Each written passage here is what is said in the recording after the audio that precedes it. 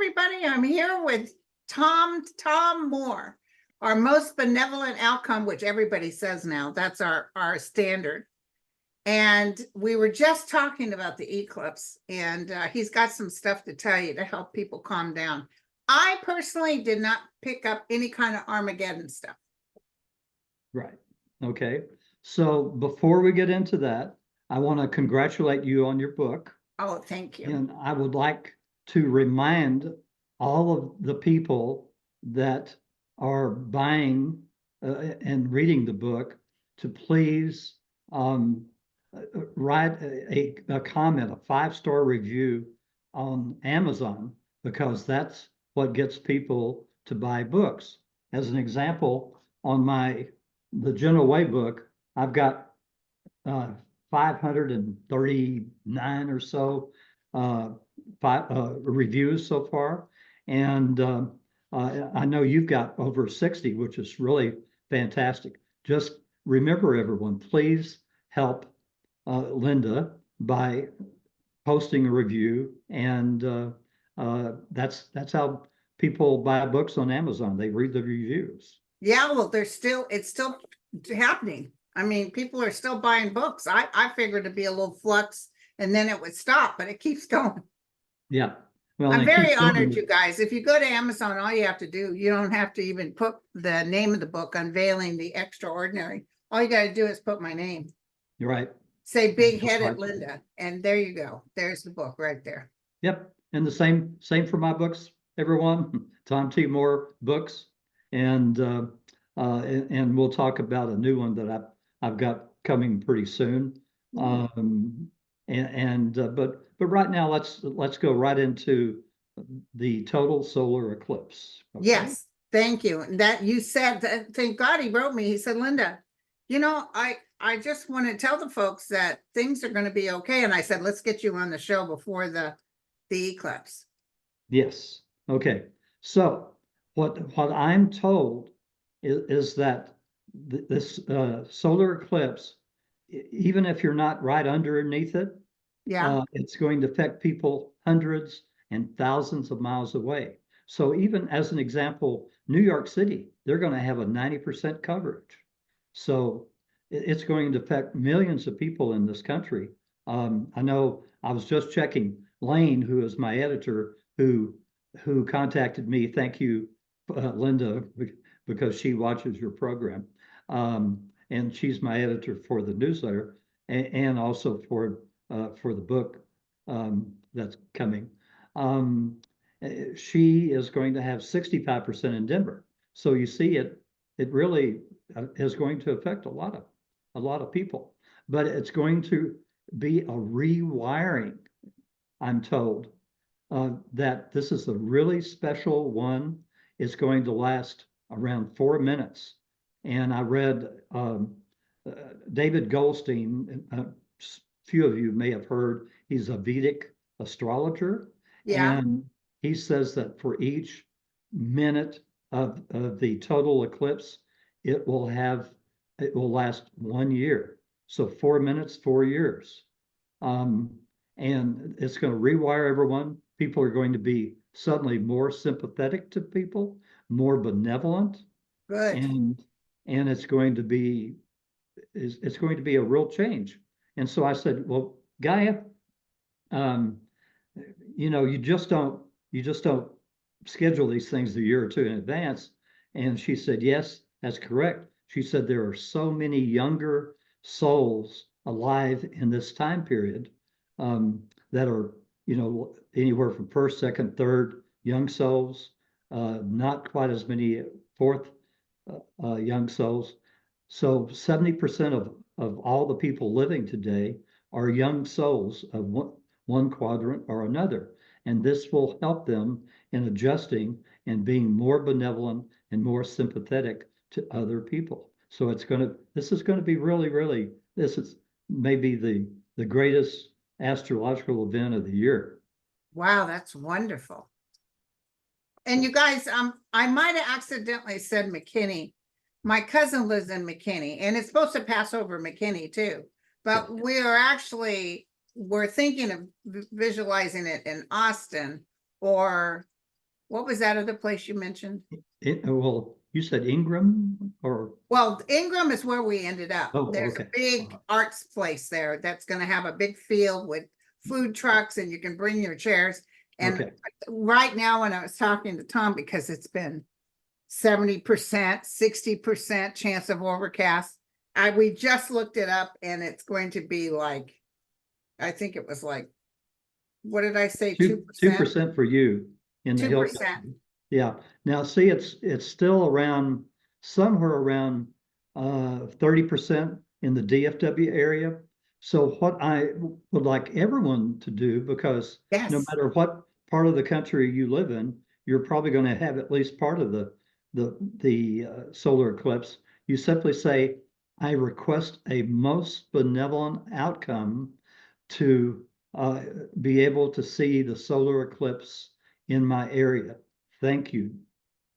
And this this all ties back. Gaia told me years ago that for the people in the northern latitudes that sometimes never see the sun for weeks at a yeah, time, if you can request 1 day a week in which you see the sun. And I have suggested that it be Saturday so that people are out shopping, they're going to sporting events, they're out and about. And so Saturday is a great time to request to see the sun if you're in the northern latitudes. Well, this same thing holds true for being able to see the solar eclipse. Just right. request out loud the solar eclipse. Now, if you're in a completely sunny place and you want to be nice to other people, you could say it as a benevolent prayer. You could say, I ask any and all beings to aid and assist in the total eclipse being able to be seen by everyone in the country that wishes to see it. Thank you. Right, right. So you're doing, you're doing good work for other people. And that's I already really started my MBOs right when I knew that it was going to be cloudy and possibly raining. right. And we of thought, course, my son said, should we just cancel? And it was going to be a big pain to cancel. And I said, you know what? Let's do MBOs and let's change that. And he's like, what? yeah. Yep. So it's amazing what you can accomplish by requesting MBOs. It makes your life so much easier, so much less stressful, less fearful. And in this case, hopefully you're going to get to see most of the total solar eclipse wherever you are. I love it. That's great. So, and the main thing is you don't see Armageddon and fire coming from the sky or anything like that. Nope. So That's what I don't see it. But I did tell all my peoples the other day, I said, oops, we got a big earthquake, at least over a 7 coming. And then we just had it. in Taiwan or somewhere else. The Taiwan, I just, Yeah. there's always earthquakes, but I could feel it. Yeah. I do a little vibration in my ear. Boy, before that 9-pointer in Japan, I was nauseous and sick. And I was with a client and I told her, oh my God, there's a huge earthquake going to happen somewhere. And I think the next day was Japan. I physically can feel it sometimes. Yeah. And so we do have typically I'm told about these in dreams. So oh, that big earthquakes and stuff. Yeah. But you don't see any Armageddon Earth things happening because of that. No, I don't. Okay. And I've asked, because lots of my readers of my free weekly newsletter, I've asked that question. If you, for your listeners, if you aren't familiar with me, you can go to my website, www.thegentleWayBook.com, click on articles and news, and on the March 30th newsletter, I have a number of questions that I put together. It's the same article I wrote for the Sedona Journal of Emergence, and it was in their March issue, but this one I put into the March 30th to be closer to the time. Okay. I listen to, I mean, every time it comes out, I go straight down to where all the prophecies are coming. Okay, my suggestion to Antura reference appearances of spacecraft. Yes, okay. I, I'm trying to sneeze. Hopefully I can stop it. We have a lot of pollen in the air. Oh, it's been going around. And listen, Yeah. everybody, on the bottom of this, I'm gonna have all the your abilities to be able to contact Tom or buy his books, etc. Right. So, so anyway, I've been trying to move this thing along. I was told by Antura that after the 1st of January, they were going to start having lots and lots more UFO sightings. And he said, get out your cameras, folks. There's going to be a lot more. And so since then, I've been flooded with emails of videos of people seeing UFOs in the sky. Yeah. But I'm still being told by Antura that there's a lot of people that still do not believe that that there are other intelligent species in the universe, because that's all they've ever heard all their life in their religious teachings, is that we're the only one, which is, when you think about it, with trillions and trillions and trillions of planets, couldn't possibly be, but they may not look like us, but they're out there. And so the first thing I suggested, well, why don't you have a smaller 30 or 40 foot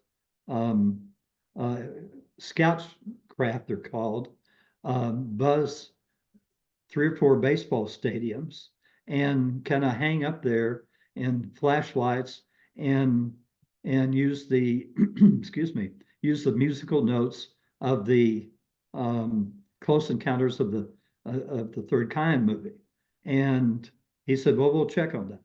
And the second thing I suggested at the same time would be to take a larger spacecraft that they have in their mothership bay that can hold 150 people. They call it a bus that basically takes a large group of people down to a planet for a number of meetings. And he says 150 is the most they've ever taken down for a meeting in one of these buses. And so I said, use one of those buses to buzz one of these big UFO events like Contact in the Desert. That's coming up May 31st, I think it is. And where the larger ship does the same lights and musical notes. And he said, well, we like that idea. So let's see if they do it or not. And then, a week or two later, I came back and asked, well, have you checked about the baseball stadiums? And he said, we can't find a baseball stadium where the people wouldn't be scared to death and might, trample each other running out of the stadium. So I said, well, what about, just as another idea, just have a scout craft come with lights on, stays for only 20 seconds or whatever, long enough for people to, take a video of it and then shoots off. And he said, well, we'll consider that. So that's where we're at right now. I'm trying to negotiate to move people along. So suddenly there's, thousands of people, taking videos and say, I know in over in they're showing a lot of pictures of crafts over in Ukraine. Yeah. Well, yes. And but if you'll go and look at my newsletters, every single newsletter since January has had about 10 or 12 listings of videos of UFOs. I mean, I get so many in, I have to say, well, that's not quite as good, and I won't put it in because I could have almost a whole newsletter with nothing but links to videos of UFOs. So anyway, Can you tell everybody who Antura is? oh, okay. Antura was introduced to me in 2008 by my own guardian angel, who I named Theo because he said humans can't pronounce uh, angelic names. So I thought and called him Theo. And so in 2008, we were talking about some ruins on the other side of the world. And he said, well, you're going to get to see those one day. And ET is going to show them to you. Really?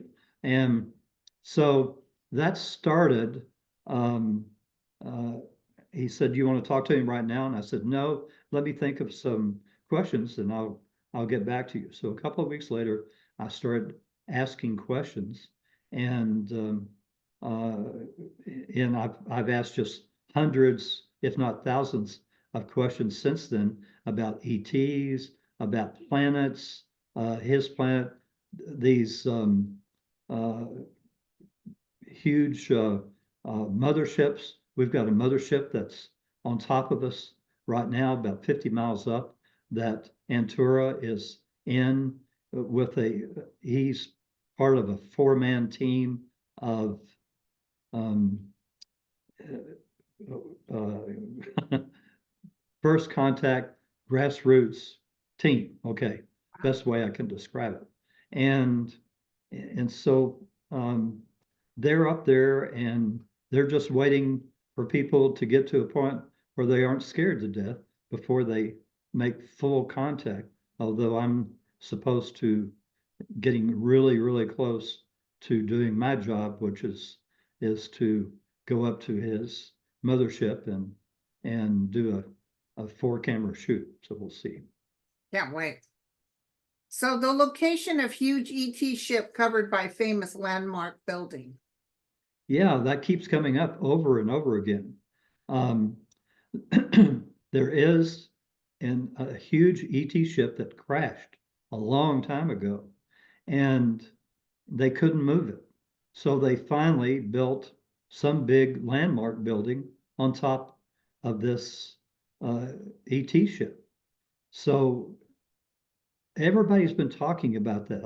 I've been seeing questions about it floating around from several different people, and I asked where it was, and they said, Tom, we prefer not to tell anybody where it is right now because thousands of people would want to visit it. But then as things came along, this keeps coming up and people keep talking about it. And Antura says it's like a pot of boiling water, and that one of these times somebody is going to find it. So they were hoping that people would not find it for a couple of years, but they seem to think it may be much shorter than that. So if you have a good idea of where there's a big landmark built on top of a hill or something, give it a shot. Right. Origin of Kane West anti-Semitic beliefs. Yeah, now this was, I was kind of surprised at this one. Kanye West has very anti-Semitic views. Yes.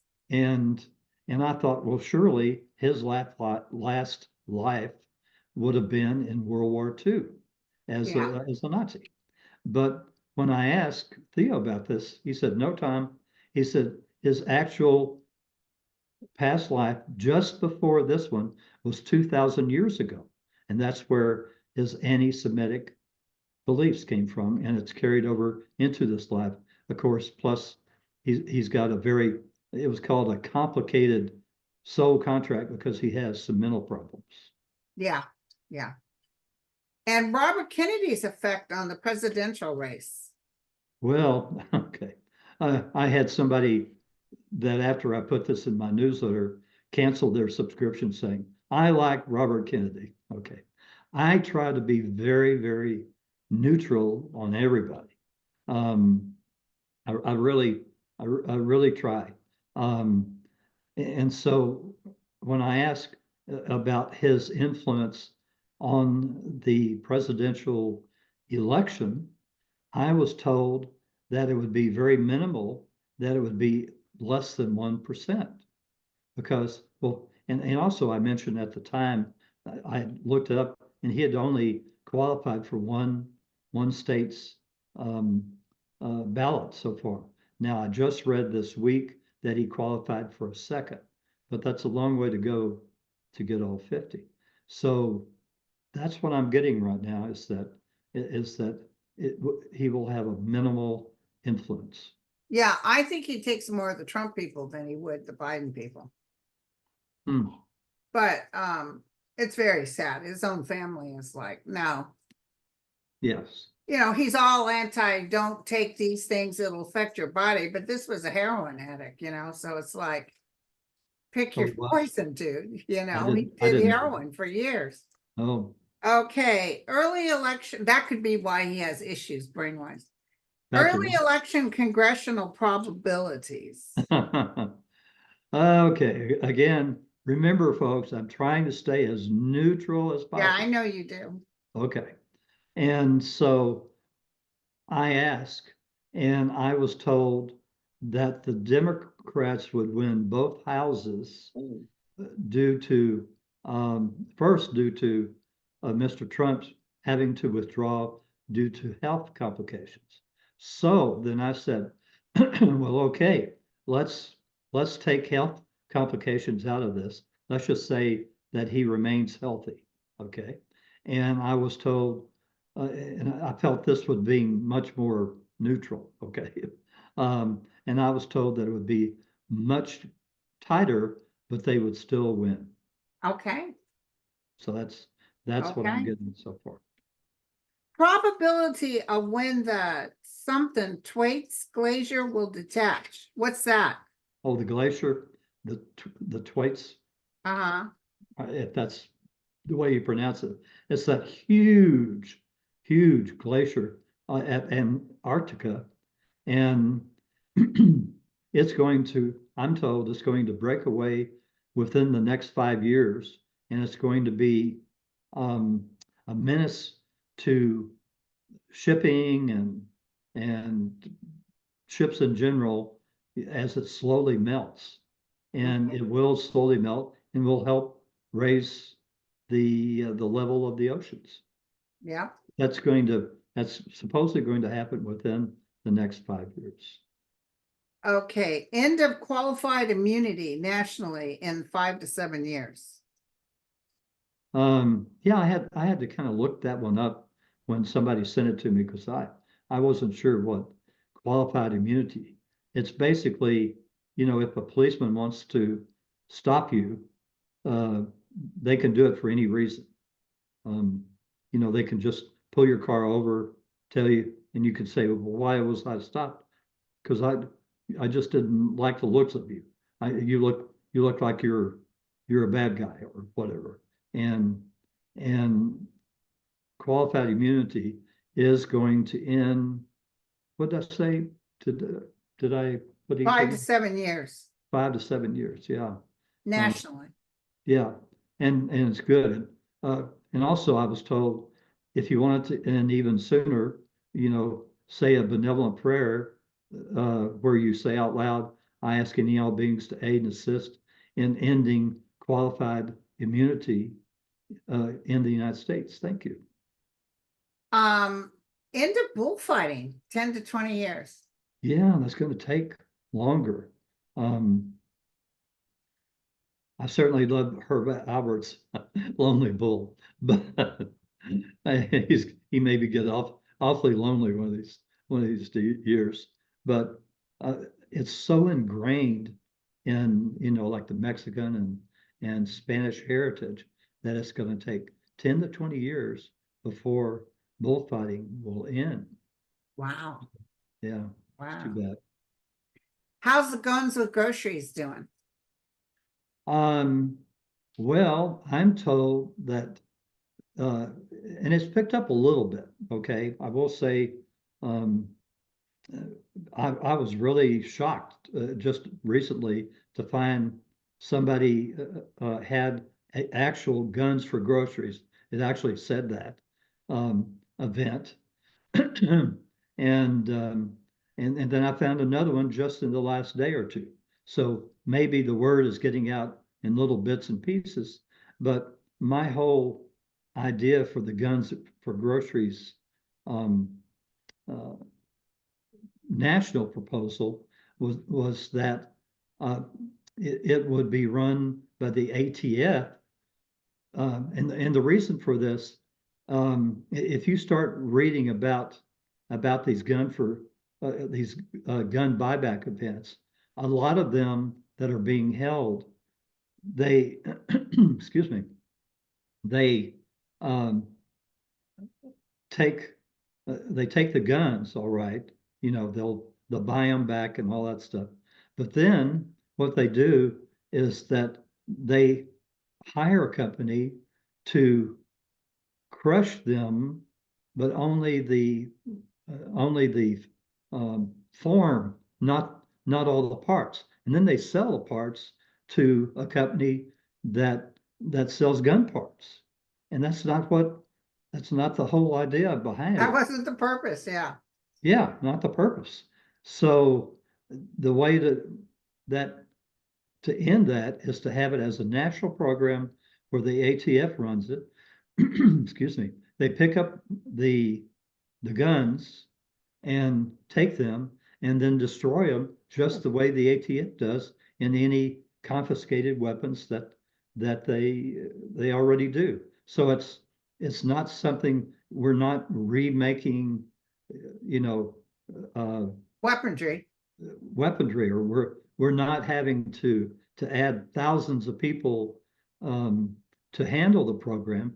You already have 6,000 ATF agents out there that can stop by once a month or once a week or whenever it is and pick up these guns from wherever, if they're police agencies, or even there may be nonprofits or whatever that will take these in, and the ATF would give them a gun safe and they would put them in, and then then they'd come and take them. So these are these are things that can be done with personnel that are already working in government, so it doesn't cost. If you go to some of these press things, they say, oh, it's going to cost $1 billion or $2 billion to run a gun buyback program. It doesn't have to, as long as you're utilizing people that are already working, and so they have to work a little bit harder. Guys, Right. They're in government. So Wow. Oh, my conversations with Gaia, this new book. You got a new book coming out? Oh, by the way, let's go back for a second. I was told that after this solar eclipse, somebody will take up the guns for groceries and take it to Congress. So Awesome. it was helpful for it. Cool. Okay. So your conversations on the new book. My conversations with Gaia is my new book. It's over 400 pages. So I've had to enlist a literary agent because my previous 6 books were all done by Light Technology, and they will no longer publish books in print. They're only going to do them electronically. And so many of my buyers of my books want a book. Who's they? Hmm? Who's they that no longer? Light Technology. The owner of Light Technology is very elderly, okay? And I can understand that. So I'm surprised that she's held on to the company as long as she has, but she gave me a release because in my contract with Light Technology, it said they had the option of first refusal, first turned down, or whatever. And so with that, I now have a literary agent that's contacted the big guys like Hay House and Llewellyn and others of that larger ilk. And I'm told that one of them will take it. I just talked to her the day. It's been about 2 or 3 weeks since she submitted them this book proposal, which is very detailed. I didn't realize book proposals were so detailed. And she hasn't heard anything yet. What she says is good. At least we haven't had any turn downs yet. There you go. So I don't know whether they'll want to print the whole big book, almost like a Yellow Pages or what, or whether they'll want to split it into 2 volumes. Right. It's all these thousands of questions that I asked Guy over the years. Right. Here's an interesting subject: Marjorie Taylor Greene's re-election and influence. Yeah. Okay. I'm told that the people that voted for her feel that that she's doing a good job for them, and that they're going to re-elect her. But in the next 1 or 2 years, her influence will diminish. Is she going to get in trouble for the insurrection, or did you see that? Oh, I didn't ask that. What do you think? I think that's what's going to happen. I think she'll be voted in. The guy said because the Georgia people like her, but then she's going to get in trouble after Jack Smith takes care of Trump with the January 6th. He's going to turn around because he said he had other people. That's when he hits Jim Jordan, her, Ted Cruz, Ted Cruz, and all those seditionists. Yeah. There will be a big flux of people in trouble. Yeah. And there's going to be a big influence of new people into Congress. Yeah, all kinds of new people. Yeah. So we need fresh blood. Yes, we certainly do. So talking to Creator. Yeah. Now, this is something that I had not done for a long time. Most of the time, if I was asking questions about the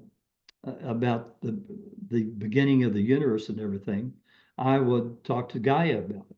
And in fact, in this book that's coming up, you'll see where the first chapter will be Gaia's voyage and how she eventually wound up being the soul of the earth, and also attaining a quantum master. So this that tied in with it, but I finally started, well, I wonder if I could possibly talk to Creator. And so, and she may have probably recommended, well, why don't you ask Creator that? And what I did, Creator told me that, and I'm going to use he, the masculine form, because that's what people generally feel like. Or he, she, it. See, if I call him it, people get really upset. Or them. And so when I talked to him, he said that he can have trillions of conversations and communications that are far beyond our understanding at this time, all going on at the same time. And that if you wish to speak to Creator, you can, and he will immediately be there for you, be here for you. And he will answer even the most trivial questions. So my advice is to learn how to meditate. And when you get into learn how to meditate and surround yourself with a bubble of white light for your protection, just say, I'd like to speak to Creator, and bang, he's right there. Oh yeah, you can have great conversations. Great conversations. So, but you can't be thinking about things. You have to be present. That's why when I do my meditative sessions, I do them somewhere around 3:30 or 4 in the morning, I want absolutely not to be thinking about one single other thing than all the questions like this on a page. So and I, of course, I requested Benevolent Outcome to receive these messages perfectly. And knowing that, as it even says in your book, which is very nice, you will, no one is perfect, and but you do your best. Yep. And that's what you'll never right get it all done, and you'll never get it all right. There it goes. I knew I was almost quoting you. So Oh, wow. So and I've had the privilege, or I've communicated with the soul of the sun, who has told me only call him son, because he says if you call me soul or any of those other names, there will be a religious sect that will say, oh, see, we're the best ones because his name is whatever. And Yeah. And the same, the same for the moon. She says it's okay to call her Luna, so you can call her Luna. And but there are so many different souls. Every single planet, every single sun, every single soul, or I should say person, species, whatever you want to call them, in the whole universe is ensouled. And the other beings, the other ET beings, all know this, but because we're veiled, we have to guess. We're always guessing. Well, is there really a creator, or was there really a Big Bang theory? And I was told, well, it was kind of a small bang. He started out with a creator started out with several hundred galaxies, all tightly compacted together. And when Gaia showed up, wanting to eventually be a quantum master and be in charge of planet, he told her to go through every single one of the galaxies that he had created at that time, and talk to all the souls that inhabit the planets and the moons and the suns, and find out why they were attracted to that galaxy, that planet, that sun, etc. Right. And so that's what she did for millions of years before she ever got to Earth. Wow, that's beautiful. So I looked at when I announced that you were coming, and it's not really questions, it's just everybody's excited about you coming. So thank you for coming today. Sure. And you got any more questions not on the list? That's okay. I can't think of anything.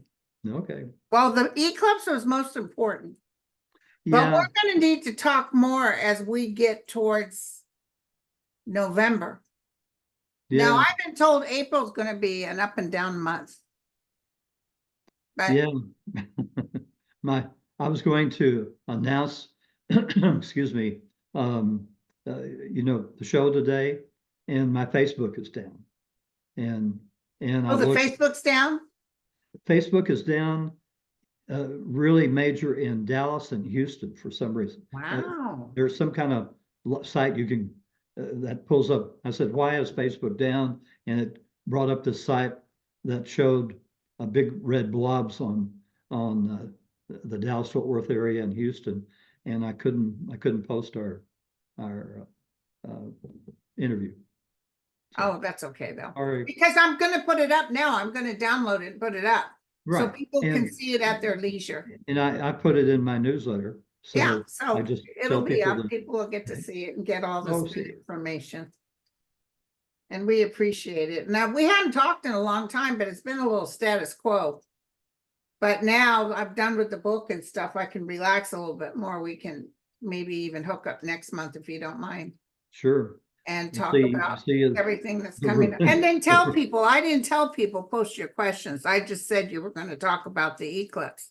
So now next time I'll say, if you have any questions, post them. Yeah, have them post questions because if I haven't already asked the question, if you do them early enough to me, I'll try and. Did you happen to look at Ted Cruz at all? I haven't. Okay. Um, I get a feeling he could possibly lose. I really do. Well, see, I would love to have Allred take up the Guns for Groceries Yeah. because every single police department in the state of Texas, every single city, and I'm talking about, the Houstons, Dallas, Fort Worth, El Paso, San Antonio, Austin, uh, every one of them have had a gun buyback event. Yeah. People feel this is a service, even though, some people say, oh, only the good people will give up their guns, and you need to have the guns in case of what's coming. Right. And that's not the case. Yeah. What it'll do over a period of time, people will turn in guns that maybe their son would get hold of to shoot people up, or a daughter, or it would prevent a suicide. And Yeah. at the same time that you're giving up a gun for a credit card that can only be used at a grocery store, that helps people as far as their living expenses. And but they can also give out gun locks at the very same time. The guy Yeah. has, some of the guys in Texas have 100 guns, but maybe they don't have gun locks. And so Yeah. they can give these people, if they're giving up one of their guns, well, do you have gun locks for your other guns? No. Well, okay, here's some, There you and that will help too. Yeah. So it's a whole rounded kind of proposal. People, if you go to my website, down at the bottom, I'm always putting in Guns for Groceries updates. And I'll there's put his website in the box below, you guys. and the tiny URL. Yeah. It's a tiny URL where you can click on. It takes you to the AVOS site where my petition is. Please sign it. It helps. Yes. Keep Thank it you, going. guys. Okay. All right. Well, thank you, Tom, and I'll catch you in May. We'll be there. I'll be back in Texas in May. I'll let you know. I'm going to see my cousin, and then I want to go see my cousin in Oklahoma. So I'll Oh, okay. contact you. Maybe So we you can hook may up for be in lunch. McKinney. Is McKinney far from you? It's about a 10-minute ride. Okay, well, let's hook up for lunch then. That's what I Bring want my to do. cousin Sue. All Okay. right, you guys. Bye-bye. Lunch is on me, by the way. Thank you, guys. Catch you on the other side.